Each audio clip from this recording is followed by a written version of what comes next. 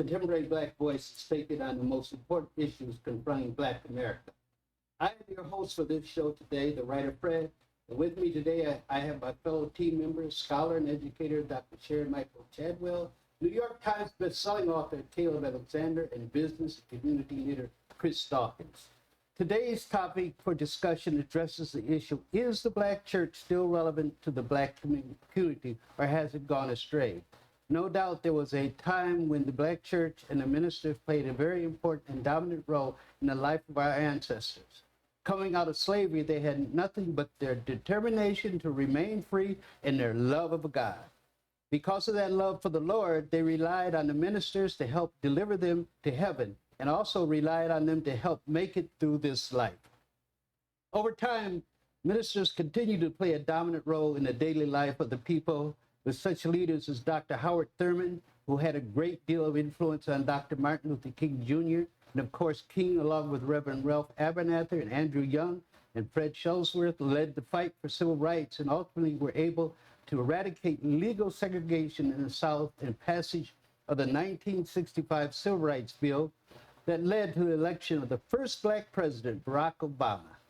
No doubt these ministers were extremely important to our community for the work they did and accomplished. However, has that changed today? Do we still have ministers like the ones mentioned above, or have the ministers become more concerned about the economics and not the souls? We now have an abundance of prosperity ministers who convince their followers that they need jet planes to get around and have placed money machines, ATM machines, in the lobbies of their church. Have they lost their way? And as a result, are losing the people and becoming less relevant? We have with us today one of the leading ministers of our community, Elder Dr. W. Raymond Bryant, the presiding elder of the San Antonio District for the Southwest Conference, 10th Episcopal District of the African American Methodist Episcopal Church. Welcome, Elder Bryant, to Contemporary Black Voices. And so do you want to say something first before we get started? Or do you just want us to jump right into it? We can just jump right into it. Okay. Is that true? Is that true? I think that there is some truth in the statements that were there. I think that, number one, the church is still relevant because there's more than just having church on Sunday. The church is still relevant because right now, people coming out of COVID, going through all of the challenges and all of the mental challenges of dealing with sickness, with death and disease, they need a place where someone cares about them, someone talks to them, someone shares with them ways and means of overcoming the challenges that they're facing. And so the church is relevant in making sure that people are pointed in the right direction and help to find the necessary resources to deal with their current realities. I think that COVID changed what the church has to do to some degree as it relates to making sure that they are well mentally and that they're receiving the kind of help and even real advice that they need in order to get to a better place and to be healthy again. Okay. And Lorraine Hansberry's play, A Raisin in the Sun, of course, she wrote it a while back. There's a scene between the daughter and the mother. Mm-hmm. And the daughter says, essentially what you're saying is church and religion is no longer relevant. And of course, the mother slaps her and says, you don't say that in my home. What I'm putting out here is that there seemed to be a difference between the younger generation, that far back, and the elder generation. And I think maybe has it gotten worse? Is the church losing the younger generation? Some churches are losing younger generations, but there are other churches that I know that are filled with young people. I'm very familiar with churches that have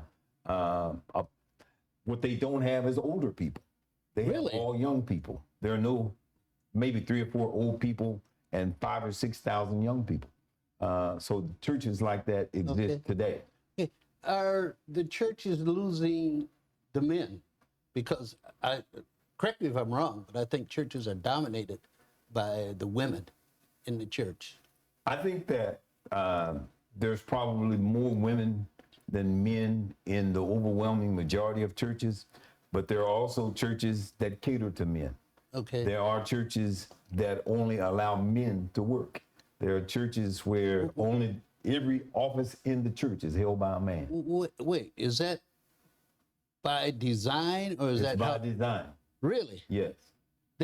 And women actually join the church, and he makes it clear that the church is designed to empower and equip men to be the men that they're supposed to be, so that they can take care of their families and do the things that they're supposed to do. Well, does that mean that men are supposed to dominate over women? Is that what they're saying? I don't think that's what they're saying. He's saying that men are supposed to do their rightful part, and they're supposed to help to take care of the family and do what they're supposed to do as men. And he's saying that our society may not necessarily help men be men. Well, would they allow a woman minister At that church? at that church? No. But your church does, because I know yeah. you guys Our are church- elders. Our church, we have women pastors, bishops, the whole gamut. So we believe that that everybody has a right to use whatever gift God has given them. Okay. And so we allow that to take place, and so there's no issue. Okay. Chris, you have a question? Elder, first of all, thank you for being here, and Yeah. thank you for the work that you've done in the community. I really do appreciate it. I wanted to ask if you could actually give us a definition between religion and spirituality, and how religion is important. So, to me, religion. Now, this is the thing. Organized religion is typically just a set of practices that you use and that you do.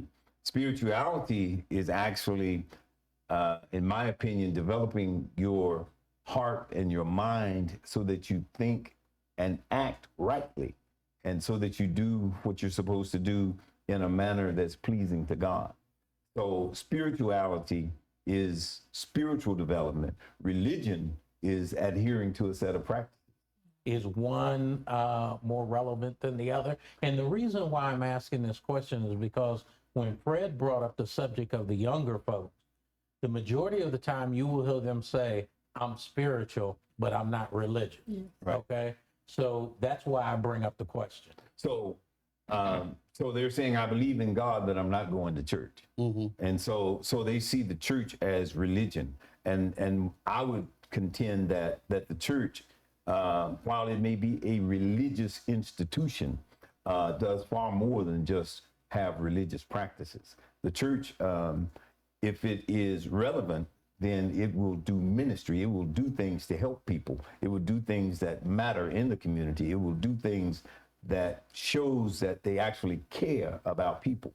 And so I think that young people, when they engage with a church that actually participates in the life of the community, will not just say that they are spiritual and not religious. And I just want to say, I'll let somebody else talk, but I want to say that I was on a thread and I was asking, I said, you know, everything that's going on in the country, let's put together a garden and you do one thing and somebody else does something. And they said, well, the Bryant's already doing that. You have to do things that matter in the community. Sure. You have to actually, you can't demonstrate that you care if you don't care. Sure. And so if you care, then you do things that matter, and you create the kinds of ministry that connect people and then make their lives better at the same time.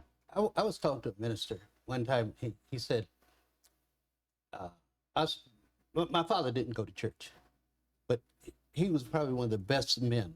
Family man, took care of his family, took care of his wife. We never saw them argue, ever.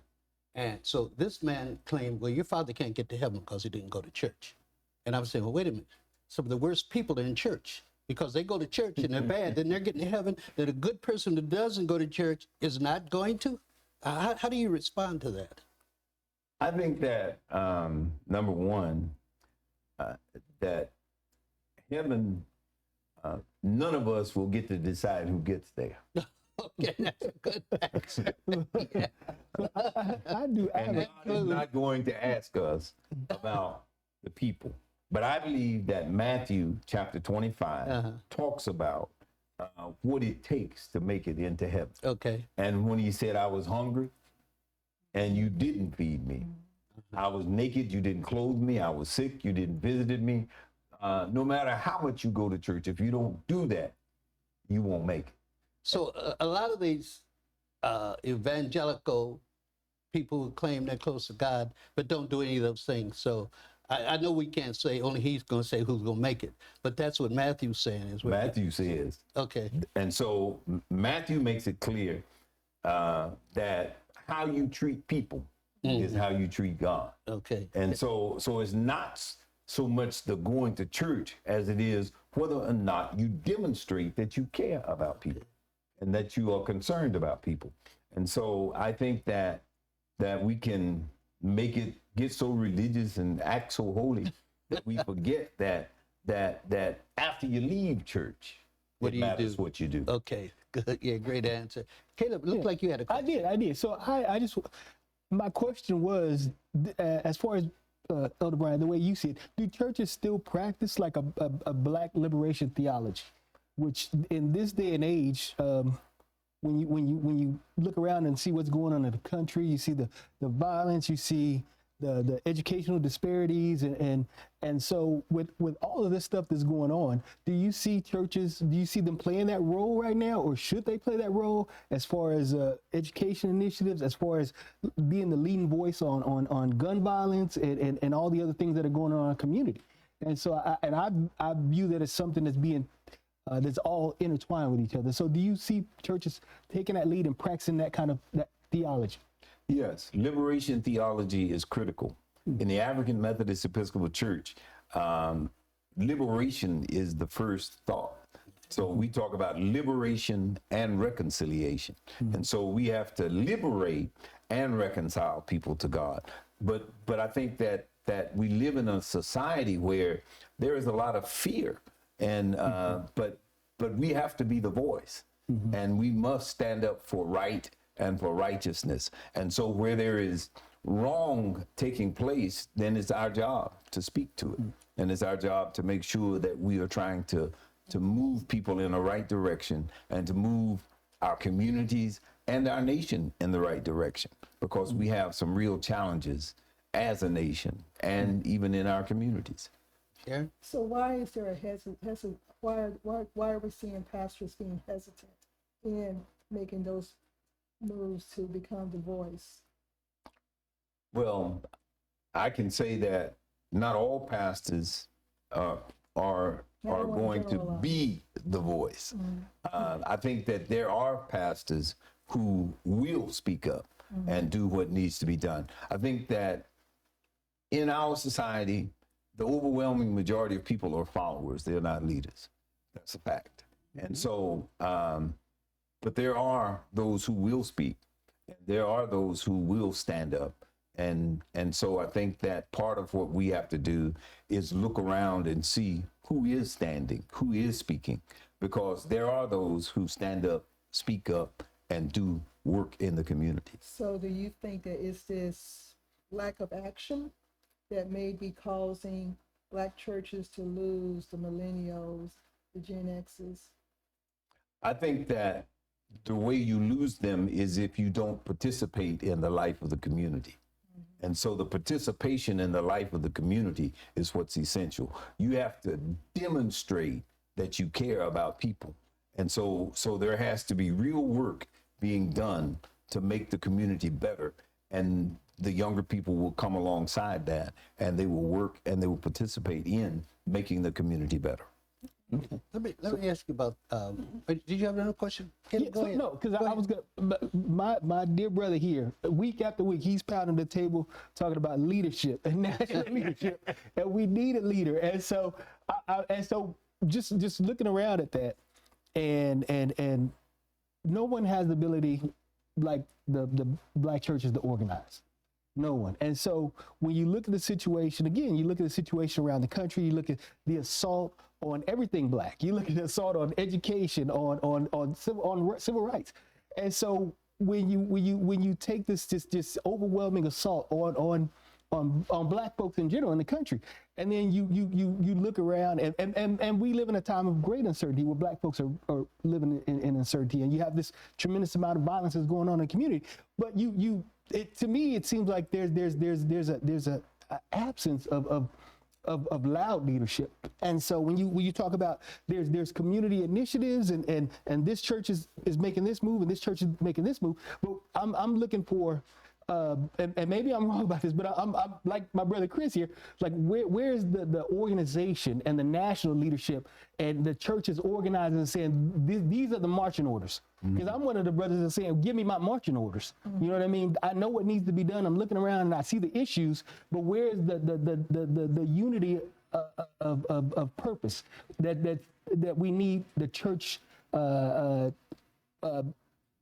to bring us to galvanize us. And so do you see that? I speak to that in this way. First of all, there are so many issues. You can't have one person taking on all of them. They all impact us, but no one can do everything. Right. And so we have to choose what is the most important. What do we do first? We have to have a thing. We can't do everything. So there has to be something that we address. And then we have to work that all the way through, because I think that there's so many things that it's overwhelming.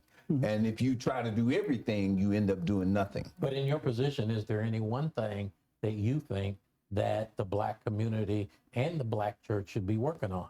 Well, for me, I thought that the one thing we needed to work on was the health disparities that were revealed during COVID. Okay. And so when I saw all of the health disparities and all of the things, how we were adversely affected by COVID, I made a decision that I was going to focus on the health and well-being of the community. And so almost everything that happens to us bad starts with our diet. Yes, I agree. absolutely. Almost everything Yeah, that I happens agree. to us bad starts with diet. So I started with food. I started by building gardens at every church that wants to have one. We will help them to get into that process and to learn about the food, how to prepare it, what is healthy, what's not healthy, and understanding that diabetes is a major problem. Yes. Runs rampant in our community. Yeah. Food is the answer to that. Yeah.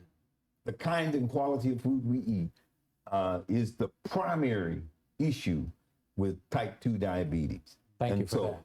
So we have to you can't do everything, but you can do something. The something that I chose was health and wellness, and approaching it from the understanding that almost every sickness that impacts us starts with what we eat.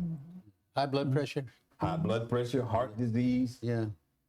chronic kidney disease, usually as a result of diabetes. And Lifestyle, smoking. Yeah. so it's health. So what we do matters. But so somebody has to say something. And then, but you have to, beyond saying it, you have to do it. And so we have untold numbers of young people that come to work in the garden. They're not members of the church, but they come to the garden. Okay, we're almost out of time. I want to touch this last issue about this prosperity ministry. Is that a good thing when you have ministers who want to fly around in jet planes and have ATM machines in the churches? Is that to me, money can be the evil of all things. And I'm wondering if that is an evil that's creeping into our churches, so that we're putting more concentration on economics than on saving souls. I think that there are a handful of prosperity preachers. I don't think that that's the church. I think that there's a few people that do that. Okay. And so we take 5 pastors and we make them the church. They are not the church. Okay. And so most of the preachers I know, they drive cars. They don't have airplanes. I don't know anyone that has one. Can't even get a helicopter. So that's not the crowd that I know. Okay. The people that I know, not one of them has an ATM in their church. Okay. So none of that exists in the circle that I'm in. I do know that there is prosperity preaching. I know that there has always been prosperity preaching. I remember Reverend Ike. Oh, yeah. New York. Yeah. I remember all of that. But Right. that's not what I know. That's not the pastors that I know. Most of the pastors that I know drive a Ford or a Chevy, and they do the best they can to maintain and to help their congregation and to meet the needs of their people. Okay. Well, Elder Brian, I want to thank you for being here. But before we close, if someone is now interested in joining AME Church, do you have an email or some location where they can go? You want to tell our viewers? We have 9 churches here in San Antonio. I have an email address. You can email me. My email address is drbryant7@icloud.com, and it's drbryant7@icloud.com. And you email me, and I can help you find a place. I can help you find a garden to work in, or a place to help distribute food for the community. We have lots of opportunities to do various things that make the community better. We even have a health ministry team where we actually have provided all kinds of clinics for vaccinations and for everything else. So A to Z with health and wellness. Okay. Well, thank you, Elder Brian, or Doctor, and he's a real doctor. Yes. He's not Reverend Dr. Bishop John, who graduated from high school. He's got 4 PhDs. I want to thank you, Elder Brian, for being with us today. Thank you. Yeah, we'll be right back with Contemporary Black Voices and our discussion.